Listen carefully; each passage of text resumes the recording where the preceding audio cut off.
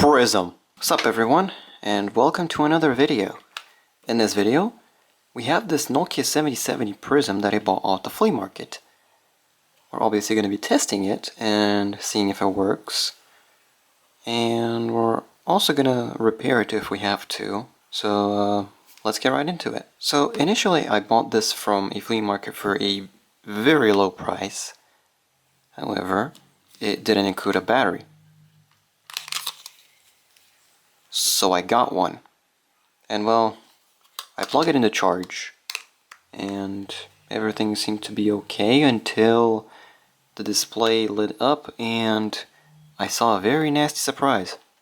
Obviously the display is totaled, so it can't really be used. Well, it can be used, but, well, you kind of need to memorize the menus and everything, and yeah, I'd rather not use it like this. And besides, I want a prism that is in good condition, so let's do that. Now, where are we going to source a display? Well, I'm glad you asked, because I have this. Meet the Nokia 2220 Slide. This phone has been through quite a bit, by the look of things, when I take the back cover off. It is probably taking a mud bath. I hope the display in here is okay, because this is not a functional unit, funny enough. So we're going to take a bit of a gamble and take the display from here. So let's actually get started with the teardown. Since this is a Nokia phone, you're going to need a Torx T5 bit, which is, well, the typical Nokia screwdriver that's being used. Other than that, you're not going to see many other screws. Right here we have like 6 screws, which is pretty much nothing compared to new phones.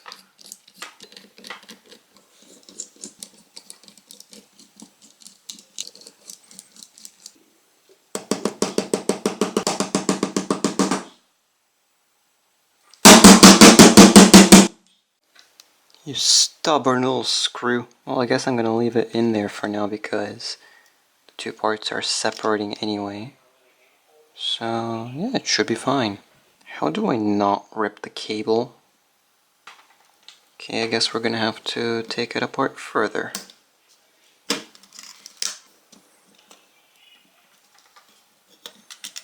there we go. The back of the housing is off. Now we can remove the motherboard as well. And we can continue on with extracting the display, which, by the look of things, only requires 2 screws. So I guess removing this entire thing was unnecessary. Okay, this screw is spinning infinitely, which means to me that the housing is damaged. Well, you don't say. Well, as if it wasn't obvious already with the cracked display cover. But yeah, let's just take this apart and extract this LCD from here. This is a 128 by 160 display that was used in a whole bunch of Nokia models.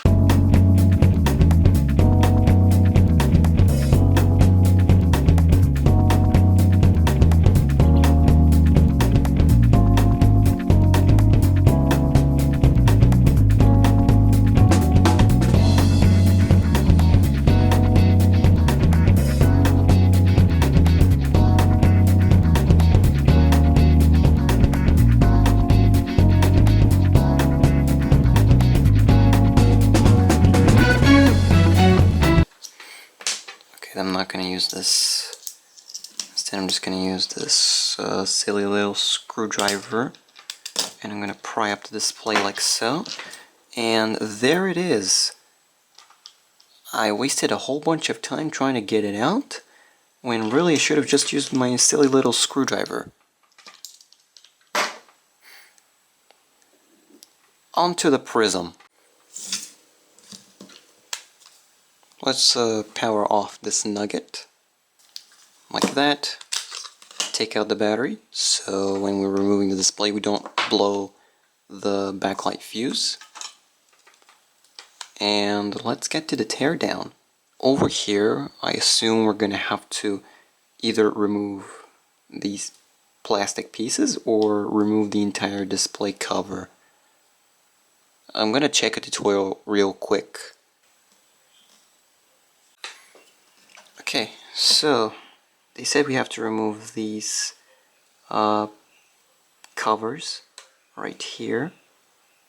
So we're going to do exactly that. Didn't quite understand how to remove them, however, I just know we have to remove them. So let's do exactly that. These are probably just stuck on, or they just snap on.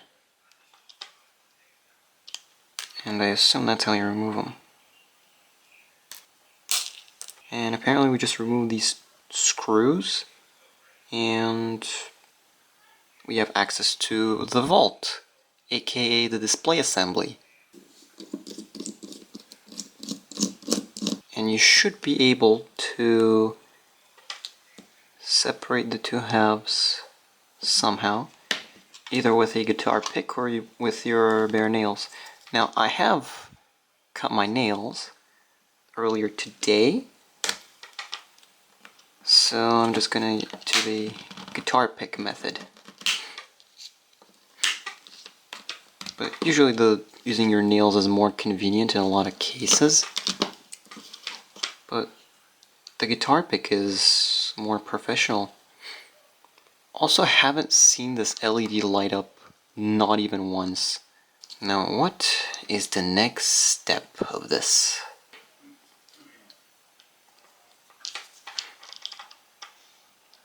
I assume we have to remove this shield on the back, which covers up everything. So let's do exactly that.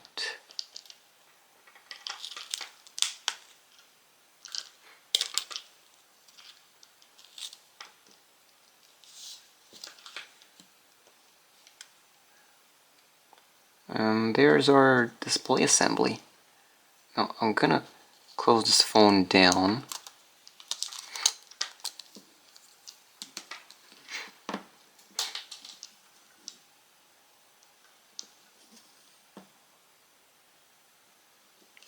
And we're gonna have to remove this back plate, very obviously.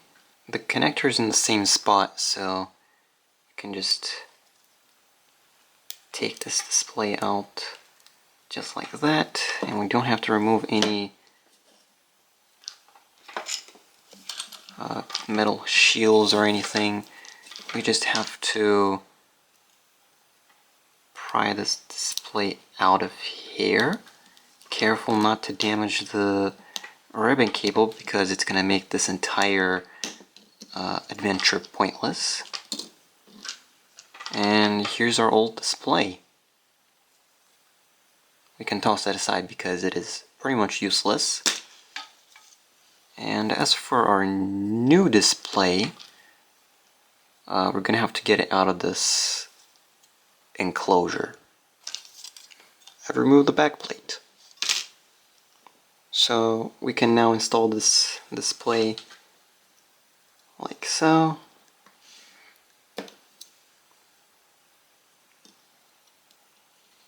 So we can just clip this into place like that. So does this entire assembly, and just in case, we're gonna test it out and see if there was a point to this entire thing and if this display actually works. Okay, what happened to the startup screen? But hey, at least we have a working prism right now. So I can power it off right now.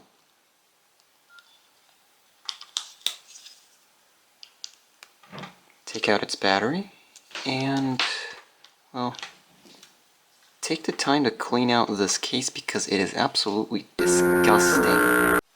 Well, alcohol is known to solve a lot of problems, so we're gonna use it on this phone.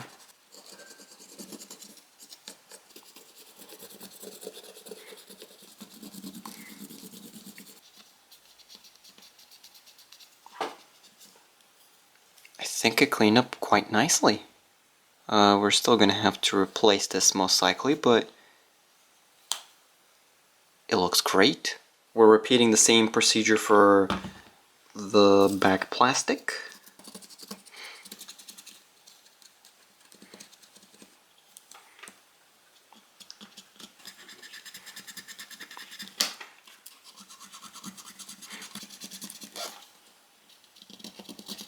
This is now significantly better than how it was earlier. Oh yeah, let's clean up here as well.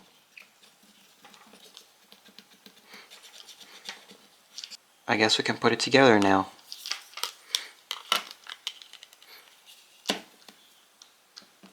Make sure to align the two pieces correctly.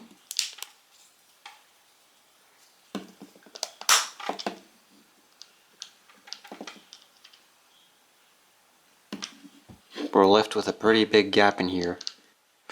Oh, come on. Do I seriously have to open this up again? Seems to be coming from here. The inability to close it down. However, I don't see anything that should really obstruct it, but let's just try reseating everything and see if it all works out.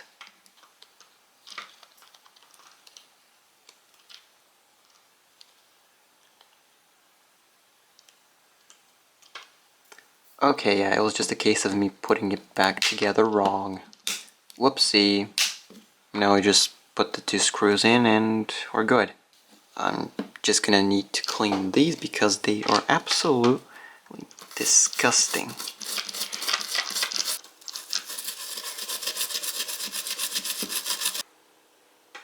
And it is already much better.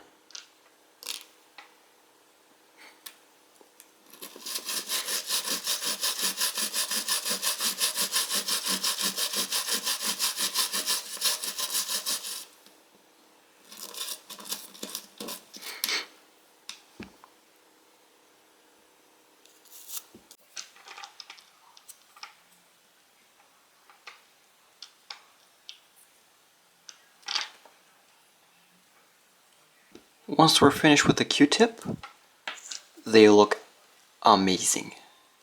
Well, they are quite scratched up, but there is a night and day difference.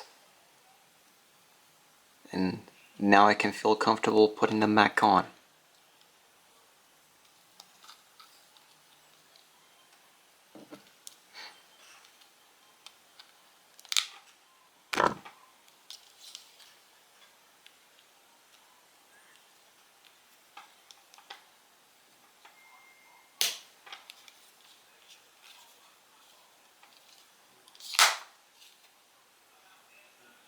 This whole phone needs to be cleaned, especially here at the ports, because this one is for data transfer and reflashing.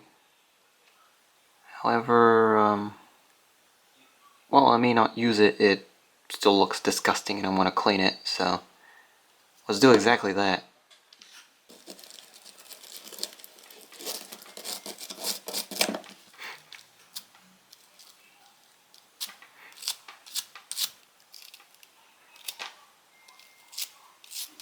You can't tell me this doesn't look better, eh? Let's also go around the edges here as well.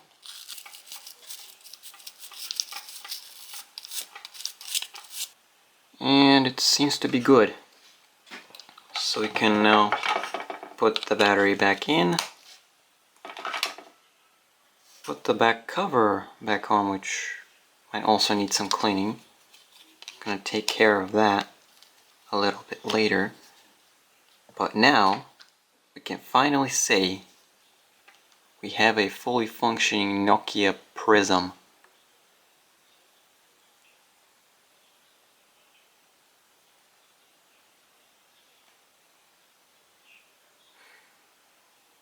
where is your startup screen?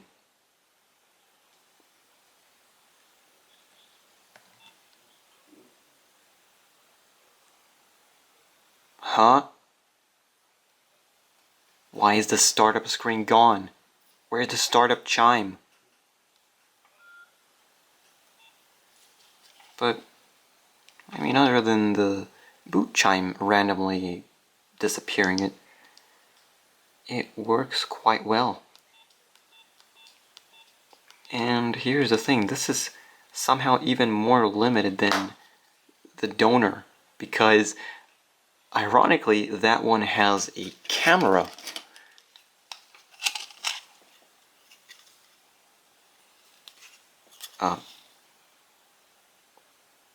Hold on a minute. Okay, I almost missed it because it was too small, but look at it. This teeny tiny little thing is in fact the camera. And, well, this one doesn't even have one. It doesn't have a memory card slot. It doesn't have a lot of features that you would expect from a normal Series 40 Nokia phone. So yeah. Well, that was it for today's video.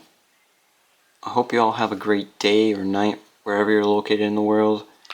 And comment, like, subscribe. Follow me on Blue Sky if you haven't already. Or if you don't have an account, just make one and follow me, I guess. And yeah. Thank you a lot for watching.